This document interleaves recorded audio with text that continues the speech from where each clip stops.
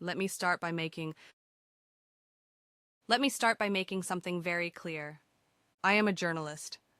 My responsibility is not to cheer, not to demonize, and not to emotionally invest in outcomes.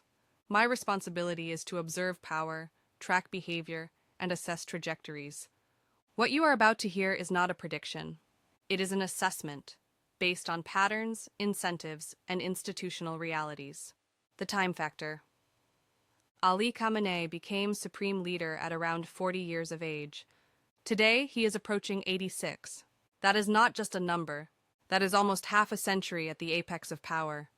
Half a century to institutionalize succession, build redundancy, ensure continuity, prepare the system for a post-Khamenei era. And yet, here we are. When a system has that much time and still ends up improvising, that tells you something fundamental. The system mistook survival for stability. Surviving is easy when there is fear. Stability requires legitimacy and structure. Iran has relied far too long on the former. Delusion as policy.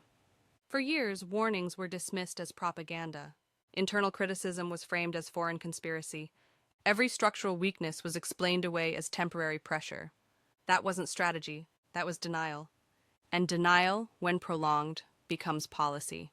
Today's posture, the speeches, the slogans, the symbolic defiance, is not confidence. It is face-saving behavior. This is what aging power looks like. Loud words, controlled gestures, carefully staged resistance. But resistance without options is theater. Why this moment is different? Many people ask, why now? Why does this moment feel different? Because power is not collapsing from outside. It is hollowing from within. For decades, there was tension between the Artesh, Iran's conventional military, and the IRGC, the ideological force. Those tensions were managed, not resolved. After Qasem Soleimani's death, something critical happened. Authority fragmented, loyalty personalized, factions hardened. The IRGC did not unify in grief. It atomized in competition. Today, influence inside the guards is no longer vertical. It is horizontal, tribal, and transactional. That makes decisive succession almost impossible. The succession problem. Every system eventually faces the same question. Who comes next? And in Iran's case, that question has no good answer. Names are floated constantly. Mojtaba, Mostafa, Masoud, Maysam. But power is not inherited by name alone. None of these figures command cross-faction legitimacy, independent authority, or popular acceptance. Even more striking, intelligence assessments suggest there is no single IRGC general capable of consolidating power across competing factions today. That is extraordinary. A revolutionary state without a revolutionary heir is a state in limbo. The Reza Pahlavi distraction. Now let's address the convenient fantasy, Reza Pahlavi. Every time Iran enters crisis, this name resurfaces. Let me be blunt. He is not a serious option for those who actually move power. Symbolism without infrastructure is useless. Nostalgia does not govern states. Washington does not install unknown quantities with no internal control mechanisms. This is not a movie. This is risk management. And Reza Pahlavi represents uncertainty, not stability. What Washington actually wants. Contrary to popular belief, Washington does not want Iran destroyed. Destroyed states are unpredictable.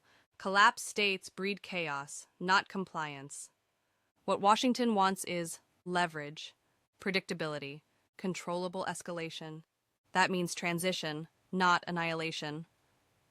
This is why pressure comes in layers: sanctions, diplomatic isolation, military positioning, back-channel signaling. Each layer narrows options. And when options disappear, choices become administrative. The likely scenario. The most plausible outcome is not tanks rolling through Tehran. It is something far quieter. A resignation framed around health. A managed succession, power formally transferred inward, while decision-making gradually shifts outward. Call it influence, call it supervision, call it externalized sovereignty. But understand this. Control does not always announce itself. Sometimes it arrives disguised as continuity. Trump and misunderstood power. Donald Trump is often misunderstood because people expect ideology. Trump operates on transaction, not doctrine.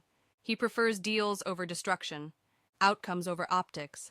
If he can extract compliance without flattening Tehran, he will. Because destruction is expensive, control is profitable. Deception, not devastation, has always been his tool. The endgame. This is not Venezuela. This will not be swift or theatrical. But momentum is real. Military assets don't reposition without purpose.